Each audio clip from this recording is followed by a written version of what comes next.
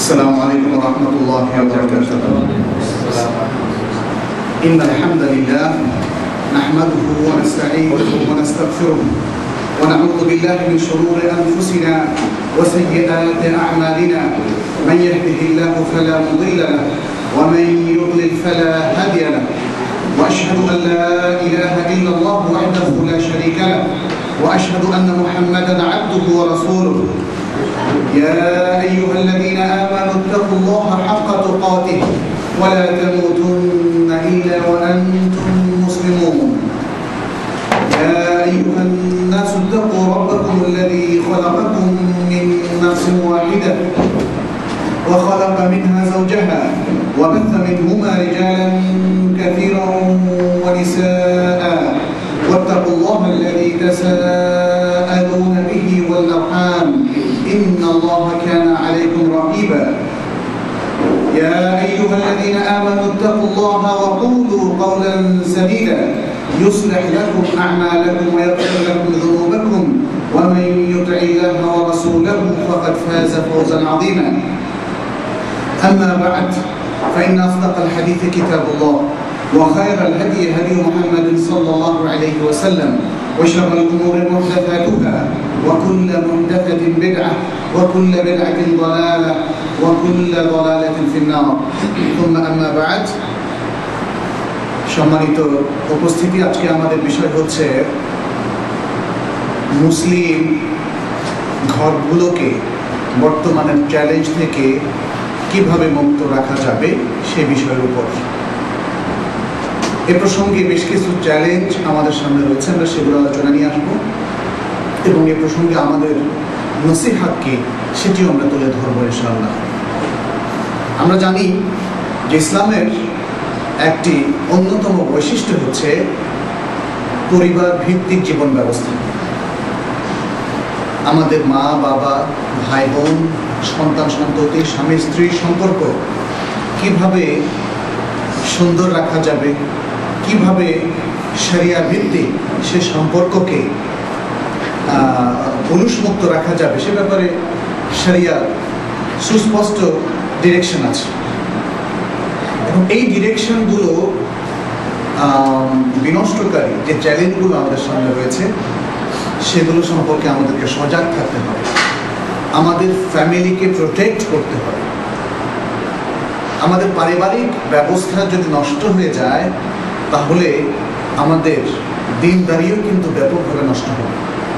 আমাদের ইসলাম এবং ঈমান মারাত্মক হুমকির মুখে পড়বে।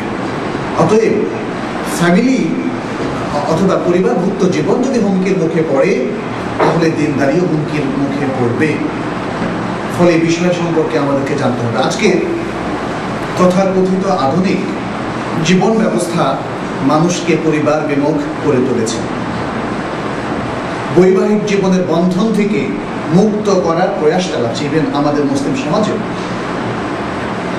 এখনই যদি আমাদের প্রজন্মের অথবা নেক্সট প্রজন্মের লোকেরা সাবধান না হয় তাহলে একদিন খুব অচিরেই আমরা আবিষ্কার করব পারিবারিক সে বন্ধন আর নেই, স্বামী স্ত্রীর সম্পর্ক আর নেই, বৈবাহিক বন্ধন প্রায় শূন্যের কোঠায় গিয়ে পৌঁছবে। বাবা মা, সন্তান সন্ততি, এই যে চমৎকার আত্মীয়তার একটা সম্পর্ক, একটা সুন্দর পরিবেশ, সেটিও একটা সময় মারাত্মক হুমকির মুখে পড়ে যেতে পারে। বরং এখনই আমরা বলবো এখনই আমরা হুমকির মুখে। অতএব ইসলামিক সেই চমৎকার ব্যবস্থাপনা, পরিবার ব্যবস্থাপনাকে প্রোটেক্ট করার জন্যে যে হুমকিগুলো কাজ করছে সেগুলোকে সামনে রেখে আমাদের জন্য ইসলাম কি নসিহত পেশ করেছে আসুন আমরা সে ব্যাপারে আলাপ আলোচনা করি।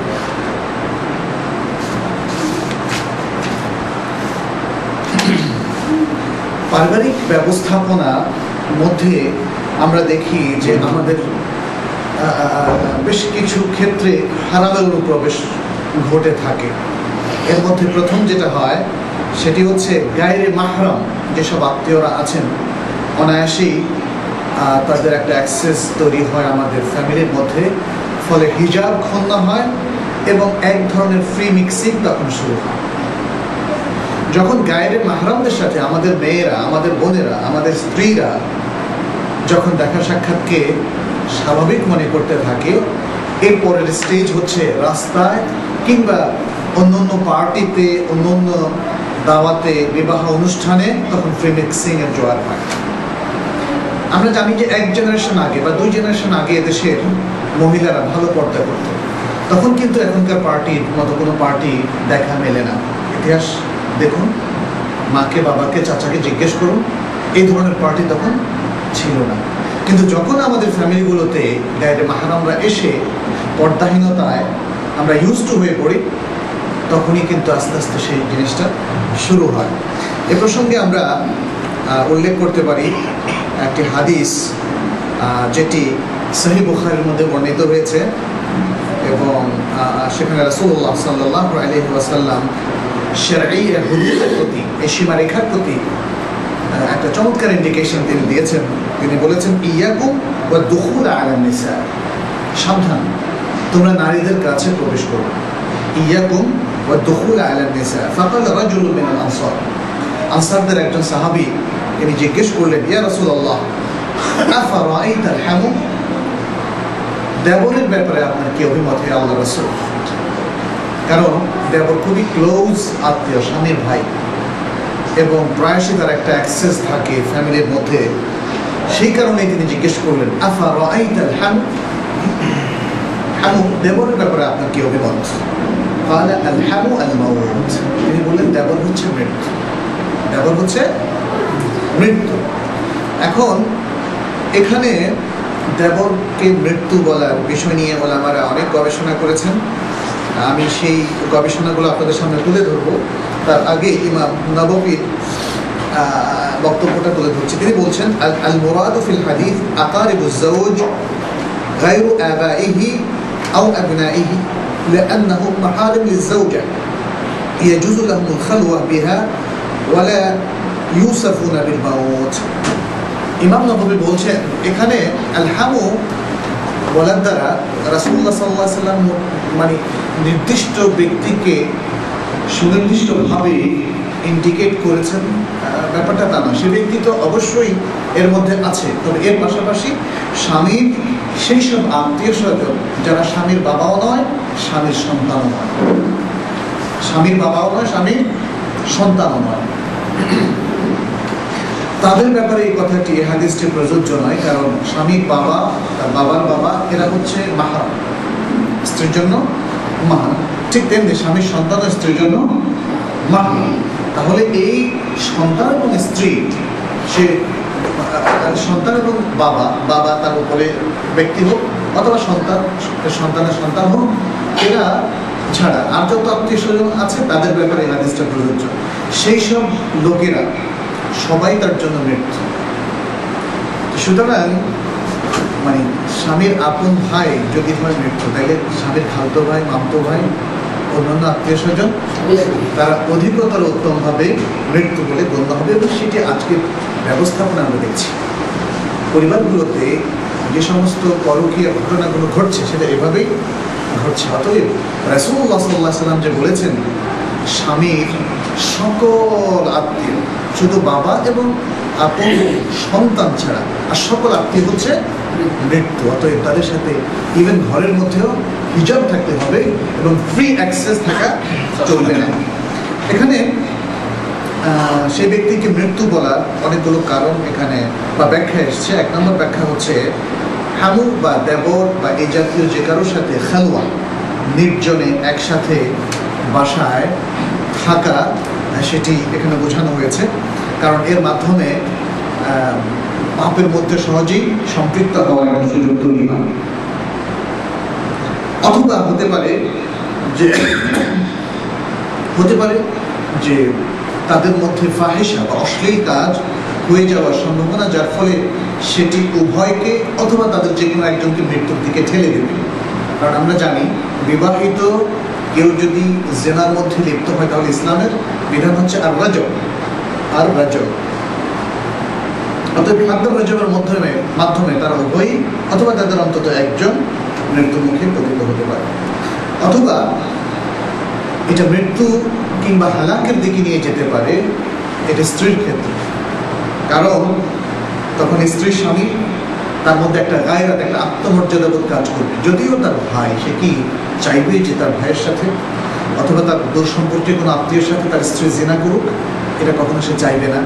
ফলে স্ত্রীর জন্য এই ফেরাক, এই বিচ্ছিন্নতা, ডিভোর্স, এটা একটা তার জন্য মৃত্যুসম যন্ত্রণা। অথবা হতে পারে হাদিসে বলা হয়েছে তোমরা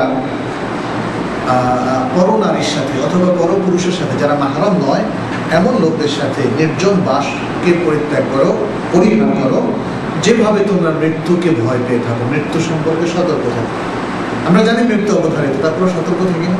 কেউ কি ইচ্ছে করে নিজেকে মৃত্যুমুখে পতিত করে? না, কখনোই করে না, বরং সে ব্যাপারে নিষেধাজ্ঞা এসছে, বলে তুলকবি এইদিকুম ইলা তাহলুকা, আর তোমরা নিজেদের হাতে নিজেদেরকে মৃত্যুমুখে পতিত করো না, নিক্ষেপ করো না।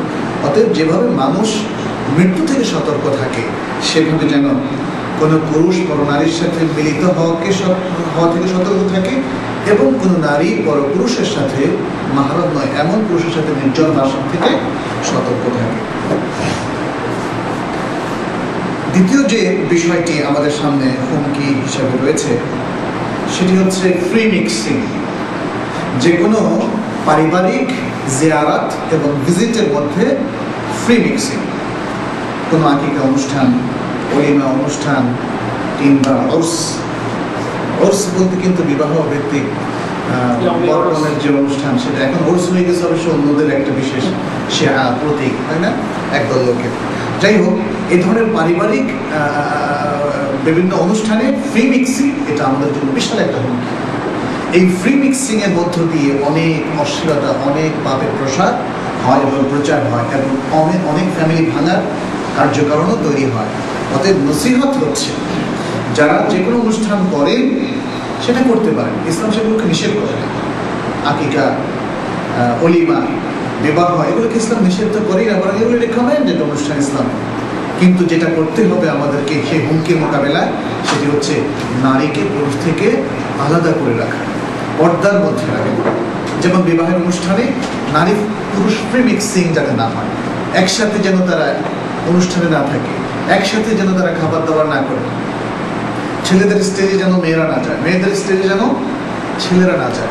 আজকাল প্রচুর ইসলামপন্থী লোকদের মধ্যেও অন্যদের দেখা দেখি, কারণ আমি ইদানিং বেশ কয়েকটি বিবাহতে অংশগ্রহণ করে খুবই মর্মাহত হয়েছি, যে যাদেরকে প্র্যাকটিসিং মুসলিম হিসেবে আমরা পেয়েছি, তাদের বিবাহ অনুষ্ঠান, এই ধরনের ওলিমা অনুষ্ঠানেও দেখা যাচ্ছে ফ্রি মিক্সিং।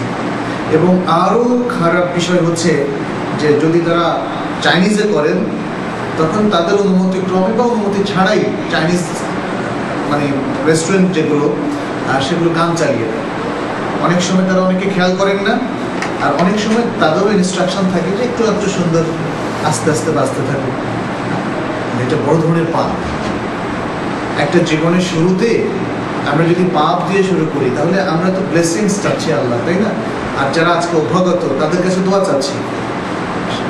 আল্লাহ নিয়ামত খাচ্ছেন, আল্লাহর নিয়ামতে আপনারা দুটো জীবন পারস্পরিক বন্ধনে আপনারা যুক্ত হলেন, কিন্তু আল্লাহ নিয়ামতকে স্মরণ না করে কি করলেন? আল্লাহর পাপাচারকে আপনি চর্চা করে যাচ্ছেন। অথচ আল্লাহ তাআলা কোরআনে বলেছেন, ওয়াজকুরু নি'মাতাল্লাহি আলাইকুম, তোমাদের উপর আল্লাহর যে নিয়ামত সেটা তোমরা স্মরণ করো, সূরা আল ইমরানের মধ্যে। এইভাবে সেখানে হয়তো ভাতৃত্বের বন্ধন তিনি শত্রুতার পরে দান করেছেন বলে নিয়ামতের স্মরণ করতে বলেছেন, কিন্তু নিয়ামতের স্মরণ করা এটা শুধুমাত্র একটা ক্ষেত্রে না, প্রত্যেক ক্ষেত্রেই মুসলমানদের উপর ফরজ হচ্ছে আল্লাহ নিয়ামতকে স্মরণ করা। সুতরাং আমরা এই অনুষ্ঠানগুলোকে কেন্দ্র করে বলবো যে যেন কোনো ফ্রি মিক্সিং না থাকে। এই ফ্রি মিক্সিং এর মধ্য দিয়ে অবৈধ প্রণয় তৈরি হওয়ার সম্ভাবনা আছে, এবং যেটা অনেক সময় নানা ধরনের আশঙ্কা থাকে, দু চোখের মিলনে অনেক সময় তাদের মধ্যে বৈধতার সীমা লঙ্ঘন করার সমূহ সম্ভাবনা আছে, এবং সেটি ঘটে। আর সবচেয়ে বড় কথা হচ্ছে ফ্রি মিক্সিং হচ্ছে তাবাররুজ। তাবাররুজটা কি? তাবাররুজ হচ্ছে পর্দাহীনতা এবং পারস্পরিক সংমিশ্রণের মধ্য দিয়ে ইসলামের নির্দেশকে ভায়োলেশন। অতএব এই বিষয়ে, এই হুমকি থেকে আমাদের ফ্যামিলিগুলোকে রক্ষা করতে হবে, ফ্যামিলি অনুষ্ঠানগুলোকে রক্ষা করতে হবে। সেটি হচ্ছে রিজার্ভ মেনটেন করার মধ্য দিয়ে এবং নারী পুরুষকে আলাদা আলাদা অ্যারেঞ্জমেন্টের মধ্য দিয়ে। তৃতীয় যে বিষয়টি আমাদের সামনে রয়েছে সেটি হচ্ছে ড্রাইভার এবং গৃহ পরিচারক বা পরিচারিকার ফিতনা। ড্রাইভার, গৃহ পরিচারক এবং পরিচারিকার ফিতনা। এই ফিতনা এত বিশাল, যদি আপনারা জানেন যে কিছু কিছু পত্রিকার কিছু সংখ্যা বের হতো, যেমন যায় যায় দিন পত্রিকা। আমি কৌতূহলবশত দু একটা, অনেক আগে, সেটা হয়তো 4-5 বছর আগে হবে, দু একটা সংখ্যা আমি কিনেছিলাম। এর মধ্যে হচ্ছে ট্রেনের অভিজ্ঞতার উপরে একটা সংখ্যা, আরেকটা সংখ্যা কিনেছিলাম প্লেনে যাত্রার অভিজ্ঞতা। কিন্তু আস্তাগফিরুল্লাহ, এই অভিজ্ঞতাগুলো ম্যাক্সিমাম সময়ই তারা যৌনতার দিকে নিয়ে যায় এবং অবৈধ প্রণয় কিংবা যৌনতার অভিজ্ঞতাগুলো তারা ট্রেনে এবং প্লেনে বর্ণনা করেছে। আর হাউস ড্রাইভার বিশেষ করে, অথবা গৃহ পরিচারক অথবা গৃহ পরিচারিকার সমস্যার উপরে আমি আরব দেশে অনেকগুলো বই পড়েছি, অভিজ্ঞতার উপরে, তাদের ক্ষত হুমকির উপরে, এবং তারা যে কীভাবে পারিবারিক অশান্তির কারণ হয় নানা ধরনের অশ্লীলতায় বা পাপে নিমজ্জিত হওয়ার কারণে, সেগুলো তুলে ধরা হয়েছে। আজকেও কিন্তু যদি সেই সংখ্যাগুলো একসাথ করা যেত, হয়তো অনেক সময় আমার হাউস ড্রাইভার নেই, গৃহ পরিচারক নেই, বা হয়তো অল্প সময়ের জন্য আছে, যখন আমি থাকি না বাসায় তখন আসে। এর কারণে ফিতনাকে আঁচ করা যাবে না, ফিতনা মেজার করা যাবে না। যদি আমরা এই মানে সব বাসায় কি হচ্ছে না হচ্ছে মানুষ থেকে কল করি, এরকম হয়তো কোনো একটা নির্দিষ্ট সংখ্যা তাদের অভিজ্ঞতাকে একসাথে আনা যেত, তখন কিন্তু বের হয়ে পড়বে যে আসলে কি মারাত্মক লঙ্কা কাণ্ডের মধ্যে ঘটে। হাউস ড্রাইভারদের কাছে স্ত্রী এবং কন্যা কিংবা হাউস ড্রাইভারের গাড়িতে যারা আসা যাওয়া করে, এরা কেউই কিন্তু নিরাপদ নয়। একজন খুবই বিশিষ্ট লোক আমার কাছে এসেছিলেন, পারিবারিকভাবে তিনি খুবই সুখী, তার স্ত্রী খুবই ভালো, সব কিছু মেনটেনও করেন ইসলামকে যতটুকু, কিন্তু হাউস ড্রাইভারের সাথে তার একটা মানে প্রবলেমের কথা তিনি আমাকে বললেন, এবং তিনি ধারণা করছেন হয়তো জাদুটনাও করা হয়েছে। কারণ একজন প্রতিষ্ঠিত অত্যন্ত উঁচু মানের লোক, নিকৃষ্ট হাউস ড্রাইভার যে তার কর্মচারী, তার সাথে এভাবে প্রণয় হওয়ার কথা না। যাই হোক, কারণ যাই থাকুক, কিন্তু এটা হচ্ছে কারণ একা হাউস ড্রাইভারের সাথে যখন টিনএজার মেয়েরা চলাফেরা করে অথবা স্ত্রী চলাফেরা করে, তখন এমনকি টিনএজার যদি হয় 10 বছর বা তার প্লাস, তখন থেকে ফিতনা শুরু হয়ে যেতে পারে। আর নিচেও হতে পারে হাউস ড্রাইভার যদি কোনো কারণে খারাপ হয়, একাকী, ইভেন ছোট মেয়েদের উপর অত্যাচারের ঘটনা আমরা শুধু বাংলাদেশে না, আমরা ওয়েস্টার্ন ওয়ার্ল্ডেও শুনেছি। আর বড় মেয়েরা 40-45 বছর বয়স হয়ে যাওয়ার পরেও তারা ফিতনা করতে পারে। অতএব হাউস ড্রাইভারের বিষয়টা আমাদেরকে খুব সাবধান থাকতে হবে। আর আরেকটা হচ্ছে গৃহ পরিচারক এবং পরিচারক, এক্ষেত্রেও ঘটনা কিন্তু কম নয়, পত্রপত্রিকার মধ্যেও আসে, আর ব্যক্তিগতভাবে আমরা অনেক ঘটনা জানি। ফলে মুসলিম ফ্যামিলির জন্য যারা প্র্যাকটিসিং, তাদের জন্য হাউস ড্রাইভারও খুব বড় হুমকি, তারা যদি সাবধান না হন। আর গৃহ পরিচারক পরিচারিকা দুটোই তাদের জন্য হুমকি। এদের মধ্যে পর্দা রাখা, হাউস ড্রাইভারদের সাথে কখনো স্ত্রী কিংবা মেয়েদেরকে একাকী না ছাড়া, এটা ইসলামের বিধান। এটা খালোয়ার মধ্যে পড়ে যাবে। একটা রুমের মধ্যে যেভাবে একজন পুরুষ, সে তার ডেজিগনেশন যাই হোক না কেন, সে আমার যত নিম্নমানের অথবা উচ্চমানের কর্মচারী অথবা কলিগই হোক না কেন, তার সাথে একটা রুমে যেমন আমার কোনো মেয়ে বলতে আমাদের আত্মীয় স্বজনের মধ্যে কারোর খোলোয়া যেমন জায়েজ নেই, ঠিক তেমনি গাড়ির মধ্যেও খোলোয়া জায়েজ নেই, নির্জনবার জায়েজ নেই। একই অবস্থা পরিচারক পরিচারিকার ক্ষেত্রে। বাসায় যদি ফ্যামিলি ঠিক আছে, কিন্তু গৃহ পরিচারিকা আর বাসার মালিক একসাথে থাকতে পারবে না। এটা হয়তো অনেকে ভাববে যে ঠিক এমন ভাবছেন কেন, কিন্তু আমাদের বাস্তব অভিজ্ঞতা বলে অন্যরকম, তাই না? আর যদি কোনো আশঙ্কা নাও থাকে, ধরলাম কোনো আশঙ্কা নেই, কিন্তু ইসলামের বিধান আছে। ইসলামের বিধান হচ্ছে গৃহ পরিচারিকা এবং কোনো একজন পুরুষ, ঘরের যেই হোক না কেন, মূল বাসার অভিভাবক অথবা তার কোনো সন্তান, কেউ নির্জন বাস করতে পারবে। পাশাপাশি গৃহ পরিচারক যদি থাকে, যেমন বাবুর্চি থাকলো, যেমন বাসার মধ্যে আরও অনেক, বিশেষ করে সরকারি কর্মকর্তাদের অথবা খুব বড় অফিসার, ব্যবসায়ী যারা, তাদের বাসায় অনেক পুরুষ থাকে কর্মচারী, তাদের সাথে স্ত্রী অথবা কন্যাকেও একাকী রাখা যাবে না। এটা ইসলামের বিধান। কোনো আশঙ্কা আছে কি নাই, সন্দেহ আছে কি নাই, সেটা আমাদের দেখার বিষয় নয়।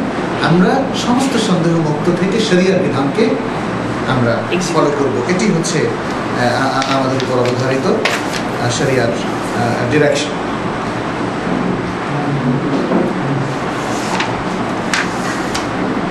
আচ্ছা, এখানে অনেকগুলো বিষয় আমরা অবশ্যই আজকে স্কিপ করে যাচ্ছি, পরে প্রশ্ন আকারে আমরা ইনশাআল্লাহ বিষয়ের উপর ফার্দার আলোচনা করতে পারি নেক্সট এপিসোডে ইনশাআল্লাহ। এরপরে আরেকটি বিষয় হচ্ছে, যারা মহিলা অথচ পুরুষের বেশ ধরেন, অথবা যারা পুরুষ মহিলাদের বেশ ধরেন, তারাও আমাদের জন্য একটা চ্যালেঞ্জ করছে। এজন্য হুমকি, আজকে দেখুন অনেক প্র্যাকটিসিং ফ্যামিলিতে মেয়েরা কিন্তু পুরুষদের পোশাক পরা শুরু করছে, এবং সেটা ছোট্ট বয়সের মেয়েদের থেকে স্টার্ট করা হয়েছে। এটা অ্যাভয়েড করতে হবে। যেমন জিন্সের প্যান্ট এবং গেঞ্জি, এটা মেয়েদের জন্য কোনো কালই আমাদের ভালো মেয়েদের পোশাক ছিল না।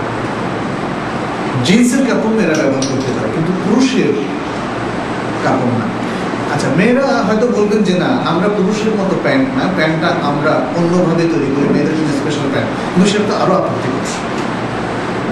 মেয়েদের জন্য যে স্পেশাল কাটিং প্যান্টের বাজারে, পোশাকের বাজারে পাওয়া যায়, সেটা আরও আপত্তিকর। তার শরীরের পুরো ভাগকেই একটা প্রদর্শনের জন্য সেই প্যান্টগুলো অথবা তাদের নানা পোশাক, আজকের যে আধুনিক পোশাক সেগুলো তৈরি করা হয়। এটা শরীয়তে সম্পূর্ণ নিষিদ্ধ। এবং রাসূলুল্লাহ সাল্লাল্লাহু আলাইহি ওয়াসাল্লাম হাদিসের আলোকে সিনফানি মিন আহলিন নার লাম আরাহুমা, দুই প্রকার লোকের কথা তিনি উল্লেখ করেছেন, তাদেরকে তিনি এখনো দেখেননি। একদল হচ্ছে যাদের সাথে ব্যাগ থাকে, লাঠি থাকে, আজকের এক ধরনের পুলিশ বাহিনী আর কি, যারা কথায় কথায় মানুষকে মারে। আর আরেক ধরনের লোক হচ্ছে নিসাউন কাসিয়াত আরিয়াত, যারা পোশাক পরিহিতা কিন্তু নগ্ন। পোশাক পরিহিতা নগ্ন, তো পোশাক পরিহিতা নগ্ন আজকে আর ব্যাখ্যা করার দরকার নেই।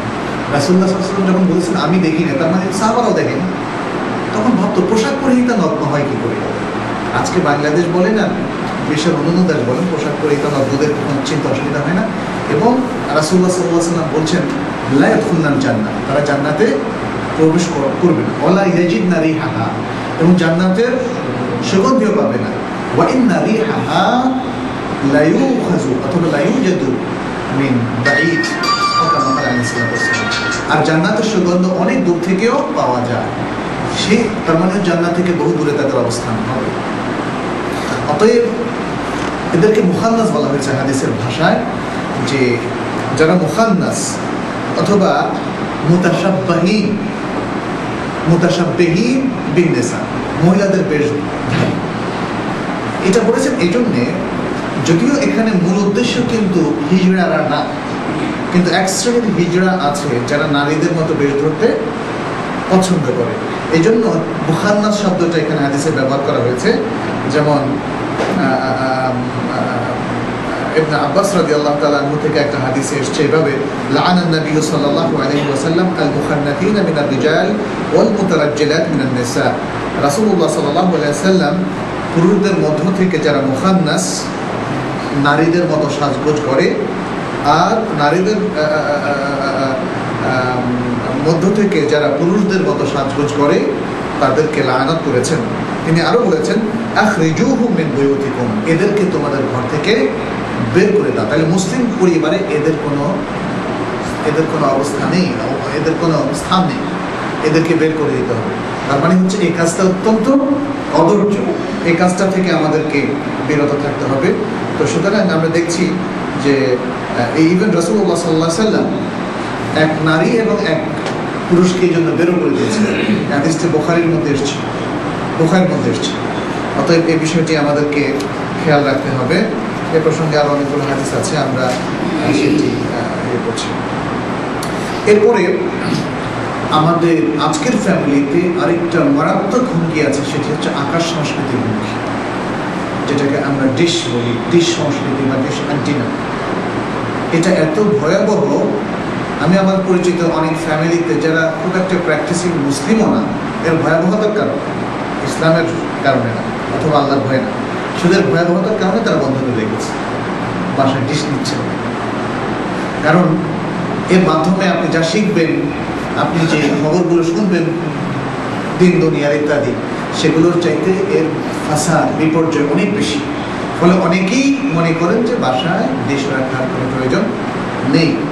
আর ইসলামিক দৃষ্টিভঙ্গি যদি আমরা দেখি, তাহলে দেখব যে বাসায় ডিশ আছে এবং সেই নানা ধরনের প্রোগ্রামগুলো তারা দেখছে, ওয়াচ করছে, সে বাচ্চারাও কিন্তু ইভেন তাদেরকে যদি মাদ্রাসায়ও দেওয়া হয়, কন্ট্রোল করা যাচ্ছে না। তাদের মন মানসিকতা মানে এই ডিশের মাধ্যমে ব্যাপকভাবে প্রভাবিত হচ্ছে। যেহেতু এটা অত্যন্ত মারাত্মক একটা হুমকি, এবং যতগুলো হুমকির কথা আমরা বললাম, সেই সব হুমকি কোনো না কোনোভাবে এর ডিশ সংস্কৃতির সাথে জড়িত। এই জন্যে এর যে ক্ষতিগুলো আছে আমি সেগুলো আপনাদের সামনে তুলে ধরছি। প্রথমত, এই ডিশের প্রোগ্রামের আকীদাগত যে ক্ষতিগুলো, সেটা হচ্ছে এই যে নানা ধরনের প্রোগ্রাম এখানে আসে। হিন্দু সংস্কৃতির প্রোগ্রাম আছে, খ্রিস্টান সংস্কৃতির প্রোগ্রাম আছে, এবং ওয়েস্টার্ন সংস্কৃতির প্রোগ্রাম আসে, এথিস্টদের প্রোগ্রাম আসে, নাস্তিকতার প্রোগ্রাম আসে। তো এই সমস্ত প্রোগ্রাম এর মধ্য দিয়ে আমাদের কোমলমতি তরুণ তরুণী ছেলেরা অথবা সাধারণ মানুষও যারা বয়স্ক বটে কিন্তু দিনের সঠিক জ্ঞান নেই, তারা ধীরে ধীরে ওই সমস্ত সংস্কৃতির সাথে ইউজড হয়ে পড়ে, অভ্যস্ত হয়ে পড়ে। আমরা দেখি এখানে কিছু কিছু প্রোগ্রাম দেওয়া হয়, যে প্রোগ্রামগুলো দিয়ে আল্লাহর সৃষ্টি তত্ত্বকে চ্যালেঞ্জ করা হয়। তখন মানুষের ঈমান দুর্বল হয়ে পড়ে, তারা নির্ভরশীল হয়ে পড়ে আজকের টেকনোলজির উপরে। আজকের মানে উপস্থাপনটা এমনভাবে করা হয় যে সেখানে আল্লাহর সৃষ্টির, আল্লাহর কুদরতের দিকে কোনো ইন্ডিকেশন থাকে না। ফলে আজকের আধুনিক শিক্ষিত লোকেরা তখন ওই টেকনোলজি এবং ওই বিষয়গুলোর উপরে মানসিকভাবে নির্ভরশীল হয়ে পড়ে। এভাবে তার ঈমান কিন্তু কমে যায়। এরপরে এই সমস্ত অপসংস্কৃতির ধারক বাহক অথবা অন্য ধর্মীয় সংস্কৃতির ধারক বাহক যে সমস্ত অ্যাক্টর অ্যাক্ট্রেসরা থাকে, নায়ক নায়িকারা থাকে, তাদের সাথে এক ধরনের মানসিক সম্পর্ক তৈরি হয়ে যায়, তাদের ফ্যান হয়ে যায় অনেকে, তাদেরকেও রোল মডেল ভাবতে শুরু করে। এটা ভয়ঙ্কর। আজকে যদি আমাদের মুসলিম ফ্যামিলির হাজার হাজার ছেলে মেয়েকে জিজ্ঞেস করেন তার প্রিয় ব্যক্তি কে, কোন সেলিব্রিটি, এ কথা বললে সে ম্যাক্সিমাম সময় হয়তো কোনো নায়ক নায়িকাকে বলবে। এবং অবভিয়াসলি বিশেষ করে আজকে আমাদের বাংলাদেশ সমাজে দেখবেন যে হয়তো ওয়েস্টার্ন কোনো নায়ক নায়িকা অথবা ইন্ডিয়ান কোনো নায়ক নায়িকা। এটা কিন্তু ভয়ঙ্কর একটা কুপ্রভাব এই অনুষ্ঠানগুলো দেখা। এরপরে কিছু কিছু অনুষ্ঠান আছে যে অনুষ্ঠান আল্লাহর কুদরত এবং সৃষ্টিতত্ত্বের উপর আমাদেরকে আরো সন্দেহের মধ্যে ফেলে দেয়। এই অনুষ্ঠানগুলো হতে পারে ইভেন আলোচনামূলক হতে পারে, আবার হতে পারে তারফিহি মানে রিক্রিয়েশনমূলক। মজার মধ্য দিয়ে আমাদেরকে এমন কিছু কনসেপ্ট দেয় যে কনসেপ্টে আমরা আল্লাহর সৃষ্টিতত্ত্বেই সন্দিহান হয়ে পড়ব। এবং আজকের তরুণ তরুণীর মধ্যে যারা আধুনিক শিক্ষায় শিক্ষিত, ব্যাপকভাবে তাদের এথিজমের দিকে বা নাস্তিকতার দিকে ঝুঁকে পড়া, এটা একটা বড় কারণ। এগুলো হচ্ছে আকীদাগত দিক থেকে। আর সামাজিক দিক থেকে আমরা লক্ষ্য করছি যে প্রভাবের মধ্যে আছে ফিল্মের যারা হিরো তাদের প্রতি মুগ্ধ হওয়া, তাদের ফ্যান হওয়া, এটা একটা বিষয়। দ্বিতীয় হচ্ছে অনেক ফিল্মের মধ্যে সেখানে অপরাধমূলক অনেক কিছু থাকে, সেই অপরাধের দিকে মানুষকে আহ্বান। এবং ফিল্মের মধ্যে যে অনেক মারপিট থাকে, তারপরে লাগালাগি থাকে ইত্যাদি নানা ধরনের দৃশ্য থাকে। এই দৃশ্য অনেক সময় অনেক ওয়াচারকে, যারা সেগুলো দেখে, অনেক দর্শককে অনফের দিকে, অর্থাৎ একটা চরমপন্থার দিকে নিয়ে যায়। আমার মনে আছে আমি তখন কিশোর বয়সী, সেটা হবে ৮০, ৮১, ৮২ সালের দিকে। তখন প্রেসিডেন্ট রিগান ছিলেন, ইউএসএ প্রেসিডেন্ট। একটা ছেলে তাকে গুলি করার চেষ্টা করেছিল। পরবর্তীতে দেখা গেল যে সে আসলে একটা ফিল্ম দেখে উদ্বুদ্ধ হয়েছিল তাদের প্রেসিডেন্টকে হত্যা করার জন্য। তাহলে দেখা যাচ্ছে যে ফিল্ম দেখে মানুষ নানা ধরনের অপরাধ শেখে এবং অপরাধের আইডিয়া পায়। আর অপরাধী ব্যক্তিদের ক্ষেত্রে এটা হয়তো বেশি প্রযোজ্য, কিন্তু নিরেট ভালো ছেলে মেয়েরাও সেগুলো দেখে নষ্ট হয়ে যেতে পারে। এটা হচ্ছে সামাজিক প্রভাব। অনেক সময় ফিল্মের মধ্যে দেখবেন যে ড্রাগ অ্যাডিকশন বা এই ধরনের দৃশ্য থাকার কারণে ছেলে মেয়েদের মধ্যেও ড্রাগ অ্যাডিকশনের দিকে একটা আগ্রহ জন্মে। এগুলো হচ্ছে সামাজিক একটা বড় ক্ষতিকর। ধর্মের বিরুদ্ধে অনেক অনুষ্ঠান থাকে, অনেক ফিল্ম থাকে, অনেক নাটক থাকে, ফলে ইসলাম এবং ধর্মের বিরুদ্ধে একটা সামাজিক কি বলে যে মন মানসিকতা তৈরি হয় তরুণ তরুণীদের অথবা দর্শকদের। অনেক সময় এগুলোর মধ্যে ইসলামের মৌলিক যে বিষয়গুলো আছে, যেগুলোর প্রতি শ্রদ্ধা থাকা উচিত, টুপি, দাড়ি অথবা ইসলামিক যে লেবাস, এগুলোর প্রতিও এক ধরনের নাম ছিটকানো হয়। ফলে এগুলোর প্রতি অনেক মানুষের খারাপ ধারণা জন্মে। আর যাদের ইসলামের এই মৌলিক দিকগুলোর প্রতি, ইসলামের এই সংস্কৃতির প্রতি খারাপ ধারণা জন্মে, ঘৃণা জন্মে, তাহলে তারা তো ঈমান থেকে বহু দূরেই সরে যাবে। এগুলো হচ্ছে সামাজিক। এবং আরও আছে, আমরা দেখি যে আমাদের এই প্রজন্মের ছেলে মেয়েদের, যেখানে তাদের রোল মডেল হওয়ার কথা ছিল স্বয়ং নবী সাল্লাল্লাহু আলাইহি ওয়াসাল্লাম অথবা সাহাবায়ে কেরামদের মধ্যে কেউ, অথবা ইসলামের বড় বড় স্কলারদের মধ্যে কেউ, অথবা বীর মুজাহিদদের মধ্যে কেউ, কিন্তু আজকে আপনারাই আপনাদের চারপাশে আত্মীয় স্বজনের মধ্যে একটা সার্ভে করতে পারেন ছোটখাটো, যেটা আপনাদের সাধ্যের মধ্যে আছে। দেখুন কয়জন এদেরকে রোল মডেল হিসেবে নির্ধারণ করেছে। হয় খেলোয়াড়, নয় ফিল্মি জগতের কেউ, অথবা গানের জগতের কেউ হচ্ছে আমাদের ছেলে মেয়েদের রোল মডেল।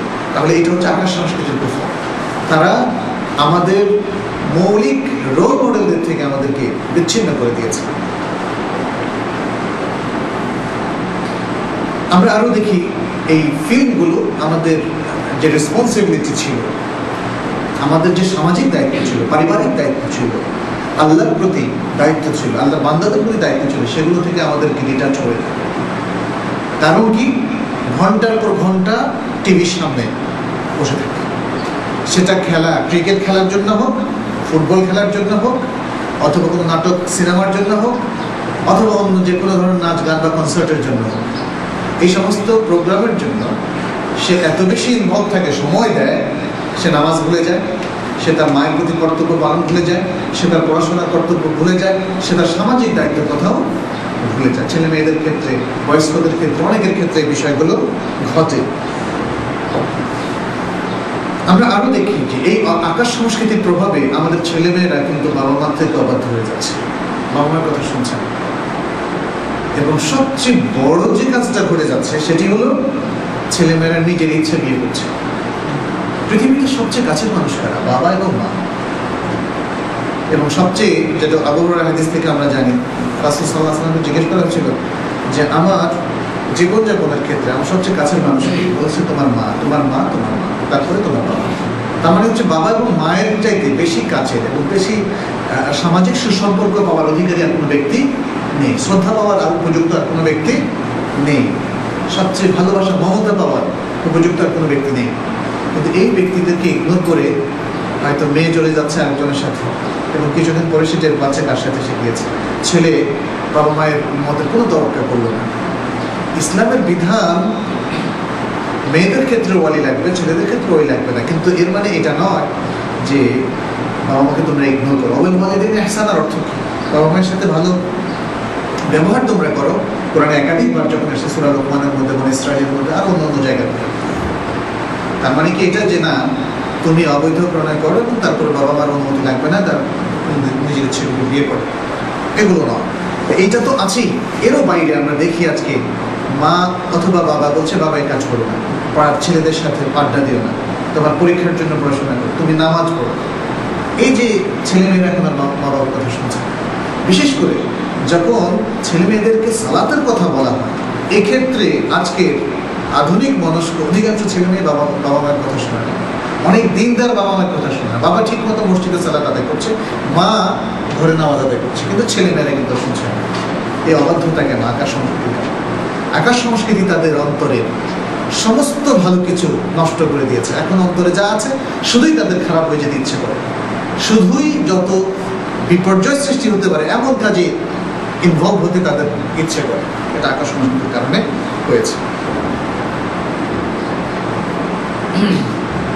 এরপরে আমরা আরো দেখি এই আকাশ সংস্কৃতির কারণে তাদের অনেক সময় আত্মীয়তার সম্পর্ক নষ্ট হয়, আত্মীয়দের প্রতি দায়িত্ব পালনেও তারা অবহেলা করে, এবং মেহমান আসলেও দেখা যাচ্ছে যে একটা অবহেলা হয়। হয়তো কেউ আপনাকে জিয়ারত করতে আসতে চাচ্ছে, জিয়ারত করার মধ্যে তো সওয়াব হয়, কিন্তু বললেন যে আজকে ক্রিকেট খেলা আছে, আজকে আসবেন না। অথবা একজন খুব জরুরি অবস্থায় আসলে আপনি খুব দ্রুত তাকে বিদায় করে দিলেন, তাকে সমাধান করলেন না, তাকে ইকরাম করলেন না। এই যে এই ধরনের ছোটোখাটো আরও অনেক সমস্যা আমরা দেখি যে এই আকাশ সংস্কৃতি কারণ আমাদেরকে ইনভলভ করে ফেলছে, এই কারণে তৈরি হয়, আমাদের মধ্যে অলসতা তৈরি করে, এবং আরেকটা মারাত্মক জিনিস তৈরি করে, সেটি হচ্ছে পরকীয়া, এবং স্বামী স্ত্রীর মধ্যে বিভাজন, স্বামী স্ত্রীর মধ্যে খারাপ সম্পর্ক তৈরি করে এই ফিল্ম। কারণ এই ফিল্মের কারণে নারী বা পুরুষ যখন পুরুষ পর নারীর প্রতি আসক্ত হয় অথবা নারী পর পুরুষের প্রতি আসক্ত হয়, তখনই তাদের মধ্যে তাদের দাম্পত্য জীবনে নেমে আসা অশান্তি তার এবং এভাবে একটা আকাশ সংস্কৃতি আমাদের অনেক পরিবারকে আছে ধ্বংস করছে। আমি দেশে এবং বিদেশে আমাদের বাংলাদেশি ভাই বোনদের অনেকের কাছে অভিযোগ শুনেছি যে তাদের ফ্যামিলির অশান্তির মূল কারণ হচ্ছে এই আকাশ সংস্কৃতি, এবং বিশেষ করে ইন্ডিয়ান সিরিয়ালগুলো আমাদের চিন্তা চেতনাকে এত নষ্ট করেছে। কারণ সবাই যখন সিরিয়ালে দেখে তার মতো হতে যায়, সেটাকে বাস্তব জীবনে এক ধরনের ইমপ্লিমেন্ট করতে চায়, এর ফলে আমাদের জীবনটা অশোভনীয় হয়ে পড়ছে। এটা হচ্ছে সামাজিক দিক, আকাশ সংস্কৃতির সামাজিক প্রভাব। আখলাকি দিকে যদি আমরা দেখি, খুব ইজিলি একটা অবিবাহিত মেয়ে অন্য পুরুষদের সাথে আমাদের সমাজে কিন্তু এটা শুরু হয়ে গেছে, সময়ে দিচ্ছে, আড্ডা দিচ্ছে, খালুয়া বা নির্জন বাস করছে, ঘুরছে ফিরছে, পার্কে যাচ্ছে ইত্যাদি। অথচ যার সাথে বিবাহ ঠিক হয়েছে আগদের আগ মুহূর্ত পর্যন্ত কোনো পরনারী পরপুরুষ তারা নির্জনে মেলামেশা করতে পারে না, তারা ইভেন টেলিফোনেও ফ্রিকুয়েন্টলি কথা বলতে পারে না, একমাত্র জরুরি কথা ছাড়া। আর বিবাহের সিদ্ধান্ত নেওয়ার জন্য যতটুকু প্রয়োজনীয় দেখা সাক্ষাৎ, তার বাইরে আর কোনো কথাবার্তা, দেখা সাক্ষাৎ, গসিপ, গল্প টেলিফোনের বাইরে এগুলো করতে পারে না। তাহলে যার সাথে তার বিবাহের কথাই পায়নি, তার সাথে ঘোরাফেরা করা, হোক সে তার কাছের আত্মীয়, খালতো ভাই মামতো ভাই, অথবা খালতো বোন মামতো বোন, কিংবা আত্মীয় নয়, ক্লাসমেট, কলিগ, ইউনিভার্সিটির বন্ধু অথবা বান্ধবী, এদের কারোর সাথে কোনো খালোয়া, কোনো আলাপচারিতা, কোনো অবৈধ প্রণয়, অবৈধ সম্পর্ক, অবৈধ আড্ডা, এগুলো কোনোটাই জায়েজ নেই। কিন্তু এগুলো শুরু হয়েছে, কারণ এগুলো আমরা ফ্রিকুয়েন্টলি দেখতে পাচ্ছি আকাশ সংস্কৃতির বিভিন্ন নাটক বা অনুষ্ঠানের মধ্যে আছে। আখলাকি অধঃপতনের এটা হচ্ছে শুরু। দ্বিতীয়ত আমরা দেখি আখলাকি আরেকটা অধঃপতন, সেটি হচ্ছে ফিল্মে যারা অভিনয় করে, পুরুষ অথবা নারী উভয়ই আপত্তিকর পোশাক পরে। আজকাল এমন কোনো ফিল্ম নেই, এমন কোনো নাটক নেই যেখানে শরীয়ত লঙ্ঘন হয় না। আমি পোশাকের দিক থেকে বলছি, এমনিতে শরীয়ত লঙ্ঘন এ ধরনের নাটক ইয়েতে আরও অনেকগুলো দিক আছে, সেটি আমি পারি, যেহেতু সে আলোচনা নয়। কিন্তু পোশাকের ক্ষেত্রে 100% তারা শরীয়ত লঙ্ঘন করছে। অতএব আমাদের ছেলে মেয়েরাও এই সমস্ত অনুষ্ঠান দেখে সেই ধরনের পোশাক পরে শরীয়ত লঙ্ঘন করা একটা অভ্যাস গড়ে উঠছে। এটা হচ্ছে আখলাকি একটা অধঃপতন। এরপরে আমরা এই ফিল্ম কিংবা আকাশ সংস্কৃতির নানা অনুষ্ঠানের মধ্যে দেখি সেখানে অবৈধ সম্পর্ক স্থাপনের, অবৈধ প্রণয় স্থাপনের একটা মারাত্মক চর্চা ব্যাপকভাবে। এর ফলে যারা ওয়াচার তাদের মধ্যে সে প্রবণতা গড়ে ওঠে, এবং এটাও হচ্ছে আখলাকি অধঃপতনের একটা বড় কারণ। এবং এর পাশাপাশি আমরা দেখি নাচ, গান, জেনা, ব্যভিচার প্রসারের, এগুলো হচ্ছে উত্তম মাধ্যম আকাশ সংস্কৃতির নানা অনুষ্ঠান। আর এগুলো সবই আখলাকের সাথে রিলেটেড একটি বিষয়। এছাড়াও আমরা দেখি আমাদের আখলাকের সাইডে আরও একটি জিনিস, ব্যক্তিত্ব প্রবলভাবে নষ্ট হয়ে যাবে। যারা অশ্লীল কোনো প্রণয়, অশ্লীল কোনো কাজে যে কোনোভাবে লিপ্ত হয়, তাদের সত্যিকার ব্যক্তিত্ব থাকে না, মনে সে সৎসাহস থাকে না। সে যতই সমাজে প্রভাবশালী হোক, কিন্তু ভেতরে সে একজন পরাজিত ব্যক্তি। ভেতরে সে আখলাকি ভাবে সে নিজে জানে তার আখলাকের কোথায় কোথায় অধঃপতন, সমাজের সবার সামনে সেটা প্রকাশ না হলেও সে জানে। ফলে এদিক থেকেও সে ব্যক্তিত্ব হারা একজন ব্যক্তি। ভাববেন না যে আমাদের সামনে যে কঠিনভাবে কথা বলে, চিৎকার করে কথা বলে, এটা তার ব্যক্তিত্বের প্রমাণ না। ভেতরে যদি সে দুর্নীতিগ্রস্ত হয়, অশ্লীল কাজে লিপ্ত হয়, তাহলে সে ব্যক্তিত্বহীন একজন ব্যক্তি। আচ্ছা, এছাড়াও আরও অনেকগুলো দিক আছে। এর মধ্যে একটি হচ্ছে যেমন ইবাদতের দিকে, সেটা অবশ্যই আমরা একটু আগে বলেছি। সামাজিক বিষয় বলতে গিয়ে আমরা বলেছিলাম যে সে দেখতে দেখতে সে তার ইবাদত হারিয়ে ফেলে, সে কোরআন তেলাওয়াত করে না। একটা জিনিস খেয়াল করুন, আজকে যারা ক্রিকেট খেলা দেখছে অথবা অন্য অন্য টিভি দেখছে ঘন্টার পর ঘন্টা, এরা কি প্রতিদিন অন্তত 10 মিনিটের জন্য কোরআন তেলাওয়াত করে? আপনি খোঁজ দিয়ে দেখেন এরা হয়তো বছরের পর বছর কোরআন তেলাওয়াত করে। আর নামাজের খবর নিয়ে দেখেন, যেটা তো অব্লিগেটরি, কোরআন তেলাওয়াত তো প্রতিদিন করাটা অব্লিগেটরি না। যদিও আমাদের ইমানের দাবি হচ্ছে কোরআনের সাথে একদম কন্টিনিউয়াসলি সম্পর্ক রক্ষা করা, কিন্তু সেটা আমরা বলবো না যে প্রতিদিন তো সেটা অব্লিগেটরি না। কিন্তু সালাত তো প্রতিদিন 5 বার করতে হবে। কিন্তু এরকম যারা টিভি নিয়ে বসে আছে, তারা দেখবেন যে টিভি দেখছে কিন্তু 5 ওয়াক্ত সালাত অন্তত ফরজটুকু তারা ঠিক মতো আদায় করছেন, তাদের অধিকাংশ অথবা অনেকেই। যারা রোজা রেখে টিভি দেখছে, একটা ইবাদতের মধ্যে আছে, তার সওয়াব কমে যাবে না? তার সওয়াব কমে যাবে।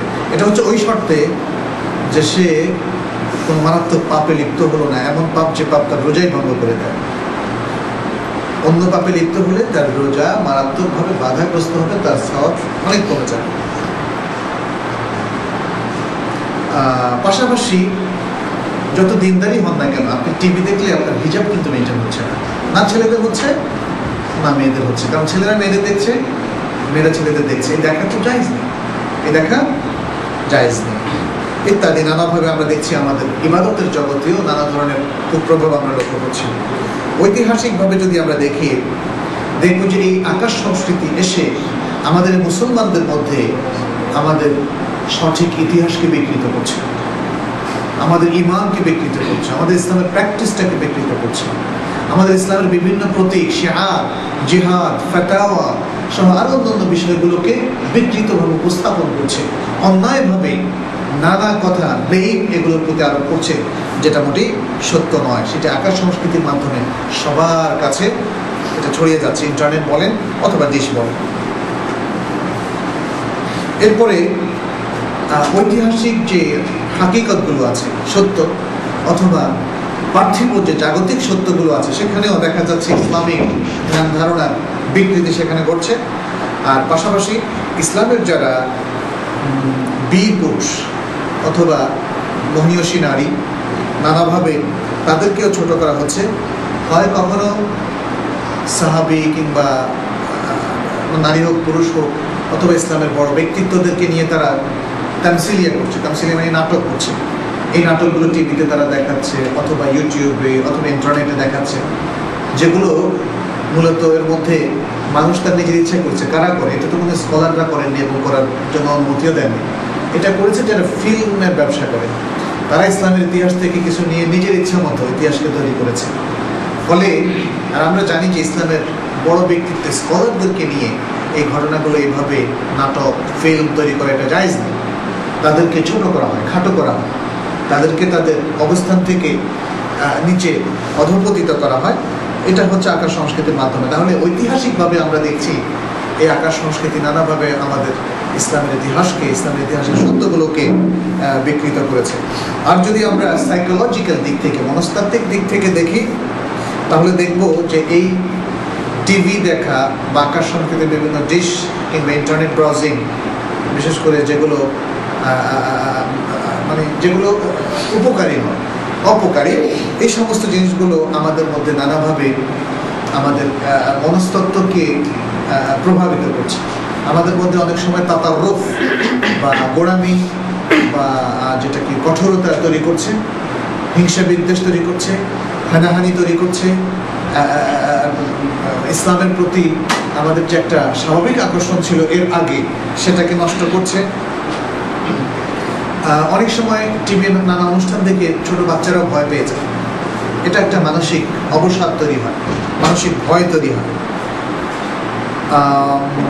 এবং বিশেষ করে বড়দের অনুষ্ঠান যখন ছোটরা দেখে, মানে বড়দের জন্য তৈরি করা অনুষ্ঠান, আমি বলছি না যে সে অনুষ্ঠান দেখাটা জায়েজ, মানে সে অনুষ্ঠানগুলো যখন ছোটরা দেখে তখন অতি দ্রুত তাদের মধ্যে একটা পরিপক্কতা আসে, যেটা খুব অল্প বয়সেই তাদেরকে খারাপের দিকে নিয়ে যায়। খুদে গান রাজ টাইপের অনুষ্ঠান, খুদে নাচ রাজ টাইপের অনুষ্ঠান, এবং সেগুলোতে ছোট বাচ্চাদেরকেই অশ্লীলভাবে উপস্থাপন করা হচ্ছে। এই অনুষ্ঠান ছোট বাচ্চাদেরকে খুব দ্রুত মানে নানা ধরনের অশ্লীলতার মধ্যে সম্পৃক্ত হতে বাধ্য করে, এবং এটা তাদের একটা মানসিক অবস্থান তৈরি হয়। এই যে বিষয়গুলো আমরা দেখতে পাচ্ছি যে আকাশ সংস্কৃতি কীভাবে আমাদের আচ্ছন্ন করেছে, আমাদের সামাজিক জীবন, আমাদের ধর্মীয় জীবন, আমাদের ইবাদতের জীবন, আমাদের মনস্তাত্ত্বিক জীবন নানাভাবে এখানে ক্ষুণ্ণ হচ্ছে, নষ্ট হচ্ছে। আমরা এদিকে খেয়াল করছি না, আমরা মনে করছি শুধু মসজিদে গিয়ে নামাজ পড়লে হয়ে যাচ্ছে। আসলে খেয়াল করুন, এই আকাশ সংস্কৃতি আমাদের ফ্যামিলিগুলোকে আক্রান্ত করার কারণে আমাদের সমস্ত মুসলিম বিশ্ব কিন্তু আক্রান্ত হচ্ছে। আমাদের ছেলেমেয়েরা এখন আর বীর মুসলিম হওয়ার কথা ভাবছে না, হক মুমিন হওয়ার কথা ভাবছে না, প্র্যাকটিসিং মুসলিম হওয়ার কথা ভাবছে না। অতএব এর প্রভাবটা অত্যন্ত সুদূর প্রসারী। এরপরে যে বিষয়টা আমরা আলোচনা করব সেটি হচ্ছে টেলিফোন এবং মোবাইলের ক্ষতিকর দিক। এটা আমাদের জন্য একটা চ্যালেঞ্জ। আজকে টেলিফোন আমাদের জন্য জরুরি একটি বিষয়, কোনো সন্দেহ নেই। মোবাইলও খুব জরুরি বিষয়, কিন্তু শর্ত হচ্ছে আপনি যদি সেগুলোকে জরুরি কাজে ব্যবহার করেন। কিন্তু ব্যাপকভাবে আজকে টেলিফোন এবং মোবাইল জরুরি কাজের বাইরে ব্যবহৃত হচ্ছে, বিশেষ করে মোবাইলটা। আর মোবাইলের মধ্যে এখন সারা দুনিয়া নিয়ে আসা হয়েছে। এটা শুধু মোবাইল না, এটা হচ্ছে ইন্টারনেট মডেম, ফলে এর মাধ্যমে ইন্টারনেট ব্রাউজ করা হয়, ব্লুটুথের মধ্য দিয়ে যে অনেক কিছু কাছাকাছি থাকলে আদান প্রদান করা হয়, এবং এটা অশ্লীলতার একটা বড় বাহন, টেলিফোন টিজের একটা বড় ধরনের বাহন, নারী পুরুষের অবৈধ প্রণয়ের জন্য একটা বাহন। আমি কিছুদিন আগে সম্ভবত ঢাকা ইউনিভার্সিটির একজন প্রফেসরের, সমাজ বিজ্ঞানী, তিনি সমাজ বিজ্ঞানের প্রফেসর, তার কিছু পড়ছিলাম টেলিফোনের উপর। তো সেখানে দেখা গেল যে তিনি বলছেন যে টেলিফোনের সম্পর্ক থেকে তার জানা বেশ কিছু কেসও তিনি উপস্থাপন করলেন। টেলিফোনের এই বিষয় থেকে, যোগাযোগ থেকে অনেক অশ্লীল সম্পর্ক হয়, অবৈধ প্রণয় হয়, অনেক পাপ, জেনা, ব্যভিচার এগুলোর দিকে পর্যন্ত নিয়ে যায়। আর আজকাল তো কিছু অফারও দেওয়া হয়েছে তরুণ তরুণীদের জন্য, এবং তাদেরকে সে অফারগুলো গ্রহণ করার জন্য নানাভাবে মোটিভেট করা হচ্ছে, প্রণোদনা দেওয়া হচ্ছে, এ ধরনের প্রণোদনা প্যাকেজ করা হচ্ছে গভীর রাতে, যাতে তারা সেই প্যাকেজগুলো অ্যাকসেপ্ট করে যখন মা বাবা ঘুমিয়ে থাকে, যখন তাদের কথা বলতে কোনো অসুবিধা হয় না। এই বিষয়গুলো আসলে ব্যাপকভাবে আছে। আমাদের তরুণ তরুণীরা সেগুলোকে একটা ফ্যাসিলিটি এবং সুযোগ হিসাবে নিচ্ছে। ওরা বুঝতে পারছে না যে তাদের জীবনকে তারা আসলে একটা বিপর্যয়ের মুখে ফেলে দিচ্ছে। তো এই শিক্ষার যে স্কোপটা ছিল আমাদের সামনে, সেটা কিন্তু আমাদের শিক্ষা ব্যবস্থা না থাকায়, অথবা তাদের কাছে এই কথাগুলো কোনোভাবে না পৌঁছার কারণে তারা এই টেলিফোন এবং মোবাইলের এই ফাঁদের মধ্যে তারা পা দিচ্ছে। এটা একটা বড় ধরনের হুমকি। অতএব আমাদের যেটা করতে হবে, টেলিফোনকে শুধুই কল্যাণকর কাজে ব্যবহারের মধ্যে সীমাবদ্ধ রাখতে হবে, জরুরি এবং প্রয়োজনের কাজে ব্যবহার করতে হবে। টেলিফোন যাতে অপ্রয়োজনীয় কাজে যদি ব্যয় হয় তখন তো সেটা ইসরাফের মধ্যেও যাবে, আর যদি খারাপ কাজে ব্যয় হয় তখন ইসরাফ এবং খারাপের মধ্যে ব্যবহার করার যে পাপ, সে পাপ আমাদের হবে। আমাদের সন্তানদেরকেও সে শিক্ষাটা আমাদের দিতে হবে। আচ্ছা, এরপরে যে বিষয়টি সেটি হচ্ছে আমাদের ঘরের মধ্যে অনেক সময় দেখা যায় যে অপসংস্কৃতির বা অন্য সংস্কৃতির বা অন্য ধর্মের বাতিল চিন্তা ভাবনার অনেক প্রতীক, অনেক জিনিস আমরা শোপিসে সাজিয়ে রাখি। এটা একটা হুমকি। মূর্তি তো বটেই, মূর্তি তো একদম মানে প্রথম সারির হারাম জিনিস। এরও পাশাপাশি আরো অনেক প্রতীক থাকে। অনেকে শোপিস তার পছন্দ হয়েছে নিয়ে এসেছে, কিন্তু এটা খেয়াল করছে না যে এটা যেমন ক্রুশ, যেমন হিন্দুদের নানা ধরনের দেবদেবীর বিভিন্ন মূর্তি, কিংবা এগুলো অনেক মুসলিম ফ্যামিলিতে গেলে আপনি দেখবেন এগুলো শোপিস হিসাবে অনেক সময় ছোট মূর্তি হিসেবে তারা রাখে। আর অনেকের ধারণা যে ছোট বাচ্চাদের জন্য এই সমস্ত মূর্তি ব্যবহার করা জায়েজ আছে, সেই সুযোগটা নিয়ে তিনি শোপিসের মধ্যে এগুলো সাজিয়ে রাখেন, ভাবেন যে আমার বাসায় তো বাচ্চা আছে, যতদিন বাচ্চা থাকবে ততদিন এগুলো সাজানো যাবে। আসলে এটা ঠিক না, এটা মোটেই ঠিক না। এই বাতিল জিনিসগুলো, যেটা ইসলামের দৃষ্টিতে অবশ্যই বাতিল, হারাম জিনিসগুলো প্রোটেক্ট করার মাধ্যমে আমাদের একটা মানে এগুলোর প্রতি বা এগুলোর সাথে অ্যাভেলেবল হওয়ার একটা মানে অভ্যাস গড়ে ওঠে। অন্য ধর্মীয় জিনিসগুলোকে আমি অ্যাকসেপ্ট করার একটা প্রবণতা তৈরি হয়। আজকে দেখুন তথাকথিত আধুনিক মনস্ক লোকেরা তারা মনে করে সব ধর্মের প্রতি সমান ধারণা, সমান ভালোবাসা, সমান শ্রদ্ধা রাখা উচিত, কিন্তু এটা তো সঠিক নয়। আমাদের যেটা থাকবে সেটা হচ্ছে সহিষ্ণুতা, কিন্তু সমান শ্রদ্ধা নয়, সমান ভালোবাসা নয়, সমান ঈমান নয়। তাহলে তো আপনি শিরকের মধ্যে লিপ্ত হয়ে গেলেন, আপনি ইজিলি কুফরের মধ্যে ইনভলভ হয়ে গেলেন। আমাদের ঈমান আমাদেরকে বলে ফামান ইউমিন বিল্লাহি ফামান ইয়াকফুর বিত্তাগুত ওয়া ইউমিন বিল্লাহ, ইয়াকফুর বিত্তাগুত ওয়া ইউমিন বিল্লাহ। আমাদের কুফর বিত্তাগুত করতে হবে। কুল মা ইউবাদু মিন গায়রিল্লাহ, আল্লাহ ছাড়া যা কিছু আছে, যা কিছু পূজা অর্চনা আনুগত্য করা হয়, এই সব কিছুকে কুফর অস্বীকার করতে হবে আর আল্লাহর প্রতি ঈমান রাখতে হবে। তাহলে এই দুটো হচ্ছে ঈমানের কম্পোনেন্ট। আর যদি ঈমান বিল কুফর থাকে, ঈমান বিল তাগুত থাকে, ঈমান বিল্লাহ থাকে, মাহাব্বা বিল তাগুত থাকে, মাহাব্বা বিল্লাহ থাকে, তাহলে কি ঈমান থাকবে? ঈমান থাকবে না। তো এখানেই আমাদের গন্ডগোল হয়ে যায় আমাদের জেনারেশনের অনেকে। সেটা হচ্ছে সহিষ্ণুতা বা হারমোনি একটা জিনিস আছে। আমরা নন মুসলিমদেরকে দেখলেই হামলে পড়বো না, তাদেরকে আমরা জান্নাতের পথ দেখাবো, জান্নাতের অ্যাপ্রোচ করবো। আমাদেরকে ধৈর্য ধরতে হবে মানুষকে কনভিন্স করার জন্য, দাওয়াত দেওয়ার জন্য। তাদেরকে দেখলেই তাদেরকে কটুবাক্য বর্ষণ করা, অসম্মান করা, অপমান করা, এটা তো আমাদের ইসলাম আমাদেরকে বলে না। অর্থাৎ তাদের প্রতি সহিষ্ণু আচরণ, সৌজন্যমূলক আচরণের কথা ইসলাম আমাদেরকে বলে, কিন্তু তাদের প্রতি, তাদের ধর্মের প্রতি, তাদের ইবাদতের প্রতি শ্রদ্ধা জ্ঞাপন করার কথা ইসলাম আমাদেরকে বলে না। যখন আপনি কুফরের প্রতি শ্রদ্ধা জ্ঞাপন করবেন, শিরকের প্রতি শ্রদ্ধা জ্ঞাপন করবেন, তখন আপনার ঈমান দুর্বল হয়ে পড়বে। আজকে দেখুন আমাদের মুসলিম সমাজের মধ্যে, আমাদের আগের জেনারেশন বলুন বা এখনকার জেনারেশনে বলুন, তাদের মধ্য থেকে যারা অন্য ধর্মের প্রতি শ্রদ্ধা জ্ঞাপন করে, দেখবেন তাদের ঈমান খুব দুর্বল। তারা নিজের ধর্ম ইসলামের প্রতি তাদের তেমন কোনো বিশ্বাস বা তেমন কোনো সত্যিকার ঈমান তাদের নেই। কারণ ঈমান থাকলে তখন কুফর বিল তাগুত এটা লাজেম, অর্থাৎ তাগুতের প্রতি অনাস্থা, তাগুতের প্রতি অস্বীকৃতি জ্ঞাপন, এটা জরুরি। এরপরে যে বিষয়টি সেটি হচ্ছে যেটি আমাদের প্রায় অনেক বাসাতেই দেখা যায়, জীবিত জীবজন্তুর ছবি দরকার। তার মধ্যে প্রথম ভাগে এসে পড়ে মানুষ আর এমন প্রাণী যেগুলোর জীবন আছে। আমরা এই প্রসঙ্গে তো হাদিসগুলো জানি, যেমন আশাদুন নাসি আযাবান ইয়াউমাল কিয়ামাহ আল মুসাউবিরুন, কিয়ামতের দিন সবচেয়ে বেশি আযাব হবে সেই সমস্ত লোকদের যারা তাসবির তৈরি করে। এই হাদিসটা বুখারীতে এসেছে, যেখানে আবু জুহাইফা তিনি বলছেন লাআনা রাসূলুল্লাহ সাল্লাল্লাহু আলাইহি ওয়াসাল্লাম আল মুসাউবির, রাসূল সাল্লাল্লাহু আলাইহি ওয়াসাল্লাম তাসবিরকারীদেরকে তিনি লাআনাত করেছেন। বুখারীর আরেকটা হাদিস আছে, ওয়ামান আযলামু মিম্মান যাহাবা ইয়াখলুকু কাখালকি, ওই ব্যক্তির চাইতে জালিম কে? এটা হাদিসে কুদসি, যে ব্যক্তি আমার সৃষ্টির মতো সৃষ্টি করে, ফালিয়াখলুকু হাব্বাতান, তাহলে সেই জন্য একটা হাব্বা শস্য দানা সৃষ্টি করুক দেখি, ফালিয়াখলুকু দুরাতান, অথবা একটা দোরা মানে অ্যাটম সৃষ্টি করুক সে, অথবা দোরা অনেক সময় ইয়েকেও বলা হয়, আরেকটা হচ্ছে যে কর্ন, এটাকে কি বলে বাংলায়? ভুট্টা টাইপের না,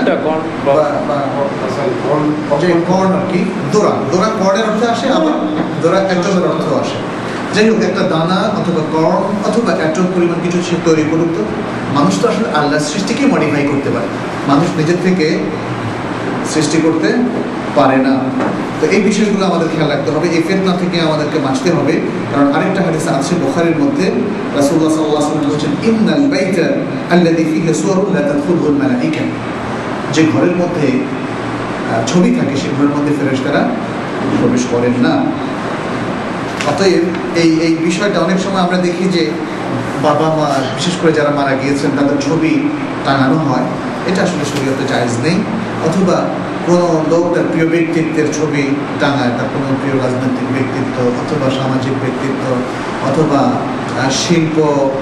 শিল্পীর ছবি অথবা কোনো শিক্ষাবিদের ছবি ইত্যাদি, তারা সেগুলো টাঙায়, কোনোটাই আসলে এখানে জায়েজ নেই। আরেকটা বিষয় হচ্ছে ধূমপান। ধূমপান এর সঙ্গে প্রসঙ্গে সঠিক কথা হচ্ছে এটি হারাম। ঘরের মধ্যে ধূমপান এটা আরো বেশি খারাপ, কারণ তখন আপনি নিজে হলেন ডিরেক্ট ধূমপাই, স্মোকার, আর ঘরের আর সবাই হলো ইনডিরেক্ট স্মোকার।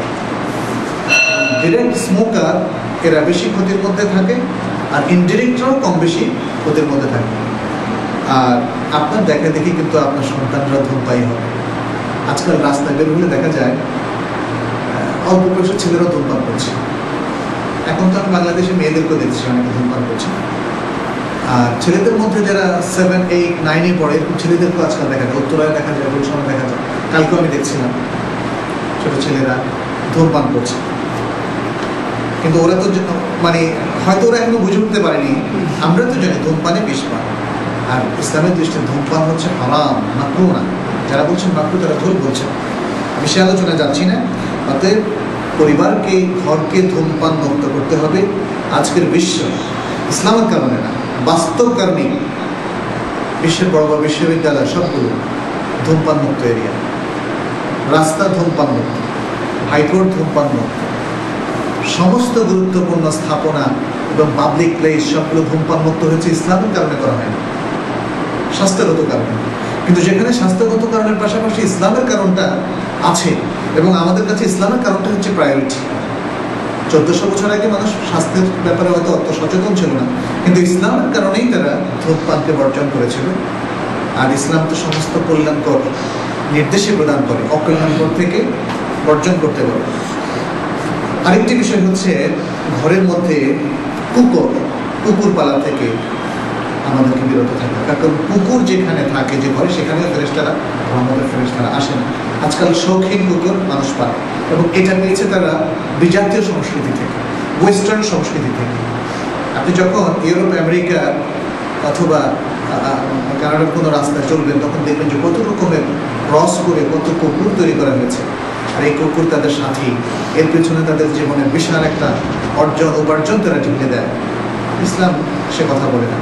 পশু পাখি, সে কুকুর হোক, অন্য যে কোনো প্রাণী স্বাভাবিক আমাদের থেকে রহম পাবে, আমাদের আনুকূল্য পাবে। কিন্তু কুকুর ঘরে শৌখিনভাবে পালা এটা যাবে না, এটা শরীয়তে নিষিদ্ধ। এরপর আরেকটি বিষয় হচ্ছে ঘরকে অত্যাধিকভাবে সাজানো, নানা ধরনের আধুনিক স্থাপত্য কলা অথবা শোপিস দিয়ে, খুব দামি দামি সোফা কিংবা এই সমস্ত দিয়ে ঘরকে সাজানো। এর ফলে যেই ক্ষতিটা আমাদের হয়ে যায় সেটা হচ্ছে দুনিয়ার জাঁকজমকের সাথে আমি নিজে ইনভলভ হয়ে যাই, আমার পরিবারের অন্যান্য সদস্যরা, স্ত্রী সন্তানরাও ইনভলভ হয়ে যায়। কিছুদিন পর পর দেখবেন যে স্ত্রী সারাক্ষণ ব্যস্ত আছে, খালি ওই শোপিস কিনবে, বাসাকে আজকে এইভাবে ডেকোরেট করবে, কালকে ওইভাবে করবে। আবার মেহমানদের কেউ এসে যদি একটা দুটো জিনিস শোপিস ফেলে দেয়, সাথে তার হৃদয়টাও খাম করে ভেঙে যাবে, হ্যাঁ, সম্পর্ক খারাপ হবে ওই আত্মীয়তার সাথে, আর দেখা সাক্ষাৎ হবে না। কি যার পিচ্ছি বাচ্চা এসে একটা শোপিস ভেঙে দিয়েছে। তো সুতরাং শোপিস তো ভাঙা না, সম্পর্ক মনে যেন ভেঙে ফেলা হয়েছে। আর আরেকটা জিনিস মনে রাখবেন, আমাদের হার্টটা, এটা হচ্ছে যখন যার সাথে সম্পর্ক স্থাপন করবেন ওর সাথে ইনভলভ হয়ে যায়। এই জাঁকজমকের সাথে হার্টটা যদি ইনভলভ হয়ে যায়, তখন হার্ট আর ইবাদত করে মজা পাবে না। দুনিয়ার জাঁকজমক যার কাছে প্রধান, আখিরাতের চিন্তা তার কাছে প্রধান হয় না।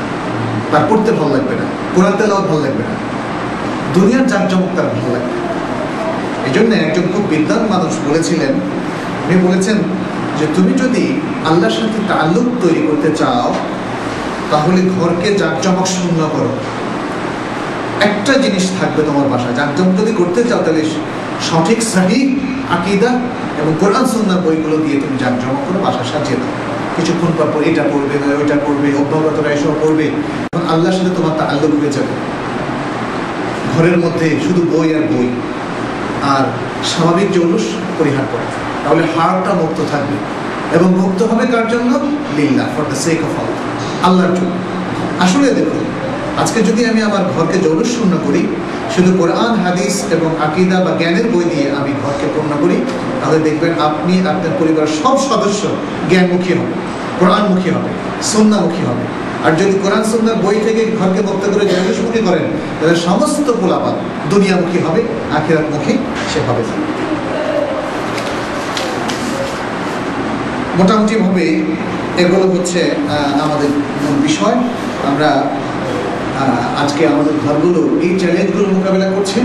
সেই চ্যালেঞ্জগুলো মোকাবেলা করে যদি আমরা যে ইনস্ট্রাকশনটা শরিয়ার ভিত্তিতে আপনাদের সামনে পেশ করলাম, যদি আমরা সেভাবে চলতে পারি, ঘরগুলোকে সাজাতে পারি এবং আমাদের পরিবার প্রথাকে ধরে রাখতে পারি, তাহলে ইনশাল্লাহ আশা করি আমাদের মধ্যে দ্বীনদারি বাড়বে, আমাদের মধ্যে ইসলামের অনুসরণ বজায় থাকবে, আল্লাহ এবং রাসূলের পথে আমরা চলার জন্য অনুকূল পরিবেশ পাবো ইনশাআল্লাহ। তো আপনাদেরকে সে আহ্বান রেখে এবং আল্লাহর কাছে দোয়া রেখে আজকে আমরা এখানে শেষ করছি। ওয়াসাল্লাল্লাহু ওয়াসাল্লাম আলা নবিয়িনা মুহাম্মাদিন ওয়া আলা আলিহি ওয়া সাহবিহি আজমাইন। সুবহানাল্লাহি ওয়া বিহামদিহি আশহাদু আল লা ইলাহা ইল্লা আনতা আস্তাগফিরুকা ওয়া আতুবু ইলাইক ওয়া আখিরু দা'ওয়ানা আলহামদুলিল্লাহি রাব্বিল আলামিন। ওয়াসসালামু আলাইকুম ওয়া রাহমাতুল্লাহি ওয়া বারাকাতুহু।